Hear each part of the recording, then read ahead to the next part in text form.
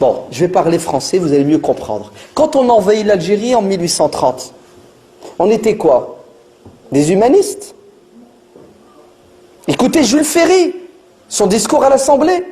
Nous allons aller civiliser, qui ça? Nous allons aller leur apprendre à parler, à écrire, à ces barbares, à ces animaux.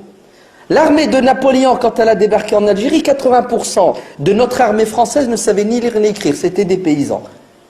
L'armée de l'émir Abdelkader, à 100% savait lire et écrire. Mais le problème, c'est qu'ils ne savaient pas lire et écrire la bonne langue.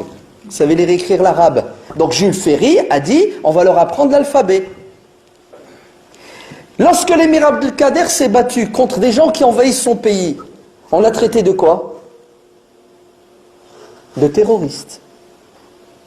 Lorsque la révolution algérienne 1954 a vu le jour, on les a traités de quoi? De terroristes. Vrai ou faux? Très bien. Et nous, quand on a été envahis en 1940 par les Allemands, on a pris les armes et on s'est battu contre des nazis envahisseurs méchants, et nous, on est des résistants. Vous comprenez quoi? Est-ce que vous connaissez Jean de La Fontaine? Ça vous dit quelque chose? Les tables? Non, les fables.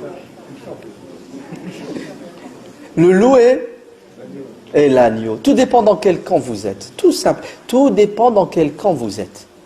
Lorsque les Afghans combattaient les Russes, c'était des résistants, on leur a donné des armes. C'est ça, M. Stinger? Bizarrement, lorsque les Afghans décidaient de combattre les Américains, ils sont devenus des terroristes. Non, il faut arrêter. Ouais. Le Coran, c'est un livre de bon sens et de justice. Le musulman, tu le laisses tranquille? Ah ben c'est normal, il veut vivre, boire, manger, rigoler, s'amuser, avoir une femme, des enfants, des poules, des lapins et des bonnes relations avec les êtres humains. Mais c'est un être humain, tu m'agresses, je fais quoi? Je te dis, vas-y, viole ma femme. Non.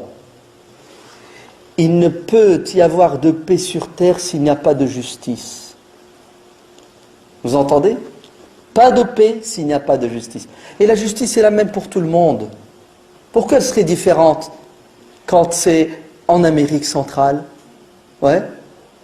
On fait un coup d'État, Salvador Allende, on le retire, on le bute et on le remplace par Pinochet.